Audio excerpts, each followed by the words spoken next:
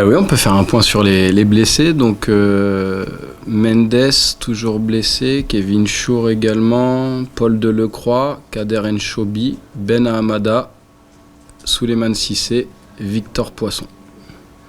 Et Mohamed Silla, suspendu. Il a une petite lésion au mollet, donc on attend encore les examens complémentaires pour connaître la durée de l'indisponibilité. Donc c'est venu progressivement. Malheureusement, c'est pas suffisamment stable pour qu'on puisse l'aligner pour le moment. Bon, ça m'inquiète pas, c'est quelque chose qu'on va chercher à réguler dans le temps et assez rapidement, puisque le 31 arrive rapidement. Donc on va évidemment chercher des joueurs offensifs pour pallier les départs. Et stratégiquement, on se laisse aussi un petit peu de temps par rapport à l'évolution du groupe pour voir exactement quels besoins on a en termes de profil, en termes de niveau de joueur, et de savoir aussi quelles sont les opportunités du marché. Je pense que ce scénario, du coup, nous permet, si on peut dire ça facilement, de relativiser la défaite. Il ne faut pas s'en faire une excuse, parce qu'au final, on a perdu quand même. Malgré tout, le groupe est toujours sur la même dynamique, avec une bonne entente, un bon état d'esprit, une bonne capacité d'écoute, un volume de travail et une intensité qui est toujours la même.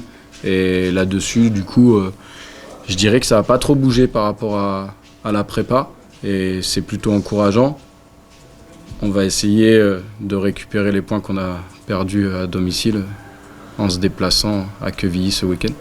Moi, de manière très classique, je pense que toutes les équipes ont envie de gagner leur match, et en plus chez eux, pour leur premier match de la saison, avec une équipe bien en place, rigoureuse. Je ne m'attends pas du tout à une partie de plaisir en allant jouer chez Quevilly demain. La vraie réponse, c'est demain. Comment on se relève, on va voir demain sur le terrain, parce qu'en soi, comme je l'ai dit, la dynamique de cette semaine et dans les têtes n'était pas du tout catastrophique, loin s'en faut. On retrouve justement la force d'un groupe qu'on a cherché à créer sur l'aspect cohésion, sur l'aspect état d'esprit. Et cette semaine à l'entraînement, on retrouve ça. Et le fait d'avoir perdu, pour moi, est un premier indicateur de ce qu'on peut attendre de ce groupe sur le long terme. On va dire que, de mon point de vue, ça n'a pas tangué ou vacillé.